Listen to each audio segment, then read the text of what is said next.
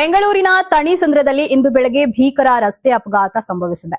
ಶಾಲಾ ಬಸ್ ಮತ್ತು ಬೈಕ್ ನಡುವೆ ಡಿಕ್ಕಿ ಸಂಭವಿಸಿ ಇಬ್ಬರು ಚಿಕ್ಕ ಮಕ್ಕಳು ಸಾವನ್ನಪ್ಪಿದ್ದಾರೆ.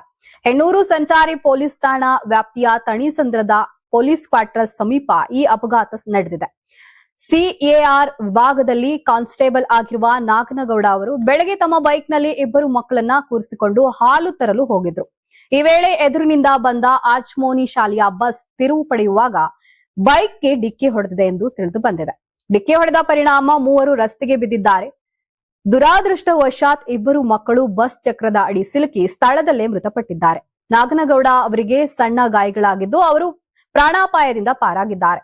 ಸಾವನ್ನಪ್ಪಿದವರು ನಾಗನಗೌಡ ಅವರ 2 ವರ್ಷದ ಮಗಳು ಮತ್ತು 4 ವರ್ಷದ ಅಣ್ಣನ ಮಗಳು ಭಾನು ಎಂದು ಗುರುತಿಸಲಾಗಿದೆ.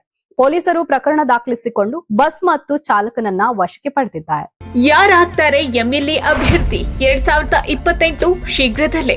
ಪ್ರತಿದಿನ ಒಂದೊಂದು ಕ್ಷೇತ್ರದ ಟಿಕೆಟ್ ಆಕಾಂಕ್ಷಿಗಳ ಸಂಪೂರ್ಣ ಮಾಹಿತಿ ಪೊಲಿಟಿಕಲ್ ಜರ್ನಲಿಸ್ಟ್ ಕೆಎಂ ಶಿವಕುಮಾರ್ ಅವರಿಂದ.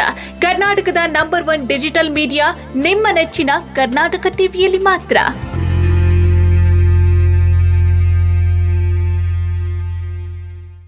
ನೀವು ಸಣ್ಣ ಆಗ್ಬೇಕಲ್ವಾ? ಅದು ಒಂದು ಉತ್ತಮ ಆಹಾರದಿಂದ ಸಣ್ಣ ಆಗ್ಬೇಕಲ್ವಾ? ಪ್ರತಿದಿನ ನಮ್ಮ ಜೀನಿ ಸ್ಲಿಮ್ ನ ಯೂಸ್ ಮಾಡಿ ಯಾವುದೇ ಸೈಡ್ ಎಫೆಕ್ಟ್ ಇಲ್ದಂಗೆ ನೀವು ಸಣ್ಣ ಆಗ್ತೀರಾ.